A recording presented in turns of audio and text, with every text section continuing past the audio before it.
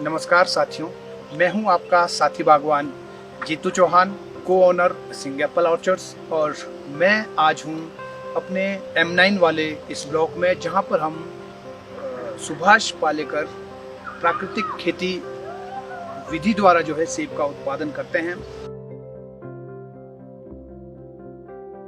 हम लोग जो है पिछले 7 वर्षों से ऑर्गेनिक फार्मिंग करते आ रहे हैं, और ऑर्गेनिक फार्मिंग में आने का हमारा जो मकसद था वो ये था कि हमारी ज़मीन जो है वो उपजाऊ बने, उसके अंदर जो है डिफरेंट पैथोजेनिक डिजीजेज जो आ गई थी, जिसकी वजह से ऑर्चर्ड में बहुत सारे प्लांट्स जो है वो मर रहे थे सॉइल बॉर्न डिजीजेज के कारण। और सॉइल में जो डिजीजेज हैं वो स्पेशली तभी आती है जब आपकी सॉइल जो है वो खराब हो जाती है। और उसमें मुझे पता चला कि ये सब जो है, इसका जो मेन प्रॉब्लम की जो जड़ है वो है रासायनिक खादों का प्रयोग जो हम मिट्टी में कर रहे हैं। जब हम कन्वेंशनल एप्पल फार्मिंग करते थे तो जमीन में जो है विभिन्न तरह के DAP, यूरिया या और भी बहुत सारी केमिकल फर्टिलाइजर्स आते हैं, वो नीचे ज़मीन में डालते हैं। और इसके साथ साथ इंसेक्ट और पेस्ट्स को कंट्रोल करने के लिए विभिन्न तरह के फंजीसाइड्स और विभिन्न तरह के इंसेक्टिसाइड्स और माइटिसाइड्स का यूज़ किया जाता है, ताकि कीड़ों से जो है पौधों को या फसल को बचाया जा सके। लेकिन हमारा जो नज़रिया है वो ऑर्गेनिक फार्मिंग में आने के बाद पूरा चेंज हुआ। और फसल में अगर 10-20 कीड़े, 30 कीड़े, 50 कीड़े अगर दिखते हैं, हमें लगता है कि 1% क्रॉप का जो है हमको लॉस होगा, तो वो सब जो है ऑर्चर्ड में घूमने के बाद पता चलता है। तो हम उसके लिए कोई ऐसा कदम उठाते नहीं है, तो हम जो है नीम ऑयल की भी स्प्रे नहीं करते इतने में। लेकिन जब हमें लगे कि भाई ज़्यादा कुछ दिक्कत आ रही है, कोई इंसेक्ट ज़्यादा परेशान कर रहा है, तो हम लोग जो है उसकी कंट्रोल के लिए नीम ऑयल की स्प्रे करते हैं। और बाकी जहाँ तक फंजीसाइड की बात है कि लोग फंजीसाइड का यूज़ करते हैं, हमने जो है प्लांट्स की ट्रेनिंग और प्रूनिंग इस तरह से की है कि उसमें जो है फंगस लगने के चांसेस ही बहुत कम, 2 से 4% चांसेस उसमें रहते हैं। वो इसलिए क्योंकि धूप जो है, हम सभी जानते हैं, 1 स्क्वायर फीट में जो है 1250 किलो कैलोरी सनलाइट जो है वो गिरती है। और जब वो इतनी धूप गिरती है तो उस जहाँ पे वो धूप गिरेगी वहाँ फंगस पैदा होने का चांस वैसे ही बहुत कम हो जाता है। तो हमने जो है इस तरह की ट्रेनिंग अपने ऑर्चर्ड में की है कि धूप का जो है सही इस्तेमाल और 100% इस्तेमाल किया जा सके, जिससे जो है फंगल इन्फेक्शंस ना हो, अधिक फोटोसिंथेसिस प्लांट कर पाए, जिसके कारण अधिक कार्बोहाइड्रेट बनता है। अधिक कार्बोहाइड्रेट से ज़्यादा स्पर्स बनेंगे, ज़्यादा स्पर बनने से फ्लावरिंग ज़्यादा आएगी, ज़्यादा फ्लावर से ज़्यादा फ्रूट सेट होंगे। ज़्यादा फ्रूट सेट होने के बाद जब उसका साइज बढ़ता है तो उसमें भी अगेन जो है वो कार्बोहाइड्रेट ही उसमें ज़्यादा जिम्मेवार रहता है फ्रूट की साइज बढ़ाने के लिए। और उसका जो कलर है, कलर में भी कार्बोहाइड्रेट ही जो है उसमें जिम्मेवार रहता है। तो हम लोगों ने जो है ट्रेनिंग इस तरह से की कि पौधे के ऊपर एक एक जो सूरज की किरण है वो एक एक कोने तक और एक एक पत्ते के ऊपर फोटोसिंथेसिस की क्रिया को जो है सुनिश्चित करे, पौधे को जो है पूरा कार्बोहाइड्रेट मिले और पूरा भोजन जो है, भरपूर भोजन जो है पौधे के ऊपर बनता रहे।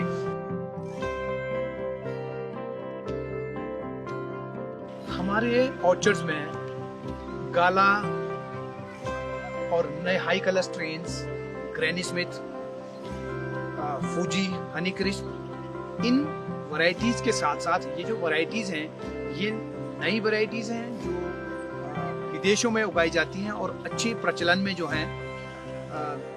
ग्रैनी स्मिथ जो है वो ग्रीन एप्पल है, और इनके साथ साथ हमारे पास पुरानी वैरायटीज भी हैं जो ट्रेडिशनल वैरायटीज हैं, जिसमें रॉयल डिलीशियस जो 100 सालों से जो है हमारे देश में उपभोक्ताओं को जो है स्वस्थ रखता आ रहा है, वो रॉयल डिलीशियस हमारे पास है।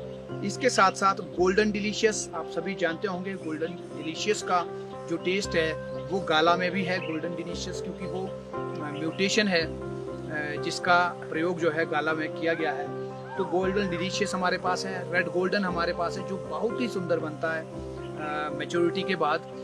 और ये सारी वैरायटी जो है हम अपने यहाँ पर बहुत ही संभाल कर, बहुत ही कठिन परिश्रम के साथ हम जो है इनको तैयार करते हैं और आपको इससे सुंदर गोल्डन, हमसे सुंदर रेड गोल्डन और रॉयल डिलीशियस आपको मार्केट में नहीं मिलेगा, ये हम आपको विश्वास दिलाते हैं।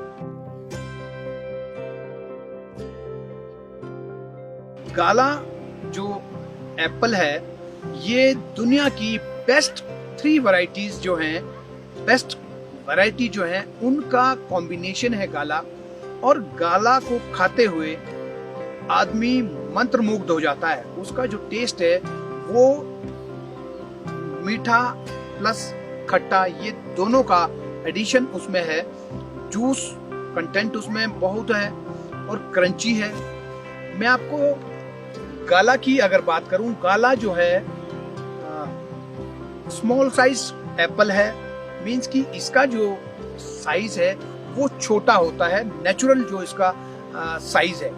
तो हमें जो है गाला में बड़ा साइज ढूंढना या मीडियम या लार्ज साइज का एप्पल हम ढूंढें तो वो अप्राकृतिक है, वो प्रकृति के साथ नहीं है, क्योंकि प्राकृतिक रूप से गाला जो है स्मॉल साइज का एप्पल ही तैयार करता है।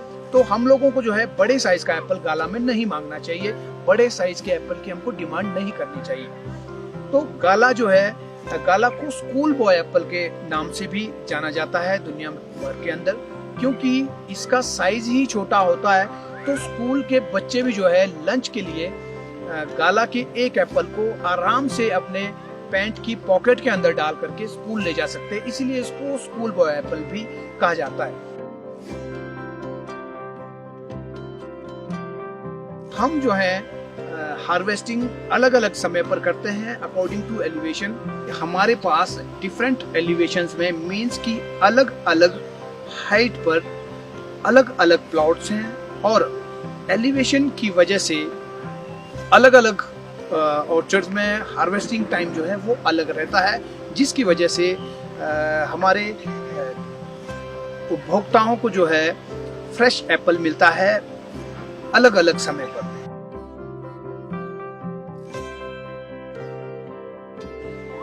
हम अगर बात करें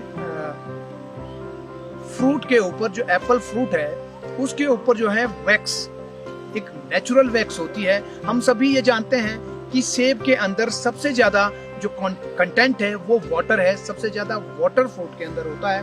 तो वाटर का लॉस फ्रूट में ना हो, उस लॉस को बचाने के लिए प्लांट जो है इसके ऊपर एक तरह की वैक्स कोट करता है। बहुत हल्की सी वो वैक्स होती है, इतना रगड़ने मात्र से वैक्स जो है खत्म हो जाएगी। ऐसे अगर मैंने एक बार में रगड़ा तो ये इसकी वैक्स जो उतर गई। आप देख रहे होंगे कि फ्रूट जो है थोड़ा चमकने लग गया है। अब क्योंकि मैंने वैक्स को रगड़ दिया है, उसको जो है पूरा पिघला दिया है, तो अब वैक्स इसकी खत्म हो गई है और फ्रूट जो है ऐसे लगता है जैसे ऑयल है। तो ये जो वैक्स है ये प्लांट प्राकृतिक तौर पर अब इस फ्रूट के ऊपर इसकी कोटिंग करता है पतला, लेकिन ये जो वैक्स है ये इंसानों के लिए किसी भी तरह से खतरनाक नहीं है। ये डाइजेस्टेबल है।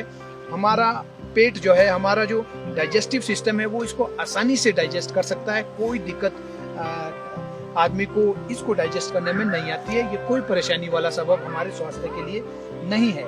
ये इसलिए है ताकि इसके फ्रूट के ऊपर जो पोर्स हैं जहाँ से ऑक्सीजन रिलीज होती है, इससे जो है मॉइस्चर रिलीज ना हो गर्मी के दिनों में, ज्यादा धूप में, और ऑक्सीजन रिलीज ना हो, इसलिए जो है इसके ऊपर से जो है ये पतली सी वैक्स कोट होती है और ये हमारे लिए, आपके लिए, किसी के लिए नुकसानदायक नहीं है। हाँ, अगर इसके ऊपर एक्स्ट्रा वैक्स लगाई जाती है, जैसे बाहर से जो भी सेब आता है, इंपोर्ट जो भी होता है, उन हर एप्पल्स के ऊपर वैक्स कोट होता है। इससे जो है एक तो फ्रूट फ्रेश दिखता है, जब उसके ऊपर एक्स्ट्रा कोटिंग वैक्स की करते हैं तो फ्रूट आपको लगेगा पिछले साल का फ्रूट है, 1 साल पुराना, आपको लगेगा कि ये कल ही तोड़ा हुआ है।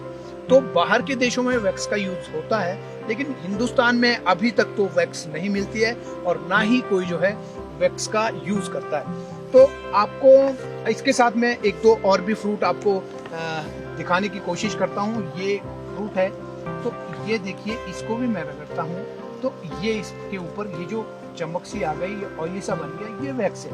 कहीं भी किसी भी फ्रूट को लेते हैं, ये है, इसको मैं कोई भी फ्रूट अगर हम लेते हैं तो ये देखें, ये वैक्स है, ये नेचुरल वैक्स है। क्योंकि आजकल वैक्स के ऊपर बहुत सारी बातें हो रही है सोशल मीडिया के ऊपर, तो कोई भी सेब खरीदने वाला शहरों में बैठ के वो एकदम से वैक्स ढूंढने लग जाता है। तो आप निश्चिंत रहे, हिंदुस्तान के अंदर कहीं से भी कोई भी फ्रूट आता है, कोई भी एप्पल आता है, तो उसके ऊपर वैक्स की कोटिंग नहीं होती है। मैं ये आपको आश्वासन दिलाना चाहता हूँ। और हमारा जो सेब है वो तो है ही ऑर्गेनिक है, तो उसके ऊपर तो वैक्स कोट होने का सवाल ही पैदा नहीं होता है।